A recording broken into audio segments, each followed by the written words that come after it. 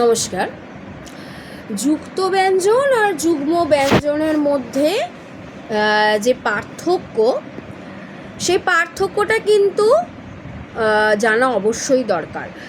যুক্ত ব্যঞ্জন হলো দুটো ব্যঞ্জন ধ্বনি। প্রথমেই বলে রাখি, যুক্ত শব্দের অর্থই হচ্ছে সংযুক্তিকরণ, মিলিত বা একত্রিতকে বলা হয় যুক্ত। যুক্ত শব্দের অর্থ। আর যুক্ত ব্যঞ্জন কি? যুক্ত ব্যঞ্জন হলো যখন দুটো ব্যঞ্জন ধ্বনির মাঝে কোনো স্বরধ্বনি উচ্চারিত হবে না, তখন তাকে বলা হয় যুক্ত ব্যঞ্জন, এবং তারা কিন্তু একত্রিতভাবে উচ্চারিত হবে বা লিখিত হবে, এবং দুটো ধ্বনি কিন্তু ভিন্ন হবে। যেমন কি? যেমন হবে ভক্ত। ভক্ত হলো কয়ে তয়ে যুক্ত। আমরা যদি সেটাকে দল হিসাবে ভাঙি, তাহলে হবে ভ যুক্ত অ যুক্ত ক যুক্ত অ যুক্ত ত যুক্ত অ, ভক্ত। কয়ে হসন্ত যখনই দিয়ে দেব, তখনই সেটা ব্যঞ্জন ধ্বনি হয়ে যাবে, ভক্ত। হসন্ত ছাড়া যখন দেব, তখন সেটা স্বরধ্বনি অয়ের দীর্ঘীকরণ হবে। কিন্তু যখন আমরা বলছি ভক্ত, তখন কিন্তু ক আর ত দুটো কিন্তু যুক্তভাবে উচ্চারিত হচ্ছে। তাই ভ যুক্ত অ যুক্ত ক যুক্ত ত যুক্ত তয় হসন্ত অবশ্যই যুক্ত অ, ভক্ত। ঠিক আছে? আবার আমরা যখন বলবো পুঙ্খানুপুঙ্খ, তখন এই শব্দের মধ্যেও কিন্তু যুক্ত ব্যঞ্জন আছে। কেমন? উঁয় ক্ষয়ে। আবার পুঙ্খানুপুঙ্খ দুবার উঁয় ক্ষয়ে আছে। আবার আমরা যখন বলবো বক্তা, বক্তাতেও কিন্তু কয়ে তয়ে আছে।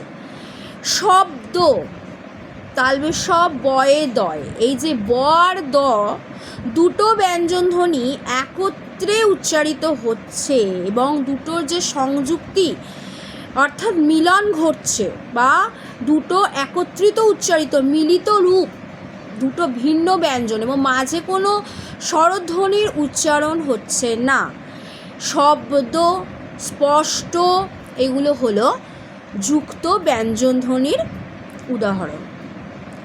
আর যুগ্ম ব্যঞ্জন ধ্বনি কোনটা? যুগ্ম। যুগ্ম শব্দের অর্থই হলো জোড়া বা যুগল। এক্ষেত্রে কি হবে? শব্দের যে 5টা বর্গ আছে আমাদের যে বর্গ আছে বর্ণের, আমাদের ক বর্গ, চ বর্গ, প বর্গ, ত বর্গ আর ট বর্গ, এই যে আমাদের 5টা বর্গ আছে বর্ণের, ধ্বনির যে বর্গ, ধ্বনি যখন মুখে উচ্চারণ করছি সেটা ধ্বনি, লিখছি যখন বর্ণ। সেক্ষেত্রে কিন্তু যুগ্ম সেই যে কোনো একটা বর্গের দুটো যখন বর্ণ আমরা উচ্চারণ করব, ব্যঞ্জন বর্ণ, তখন কিন্তু সেটা সঘোষ হতে পারে বা ঘোষ হতে পারে, বা সেটা অঘোষ ধ্বনিও হতে পারে।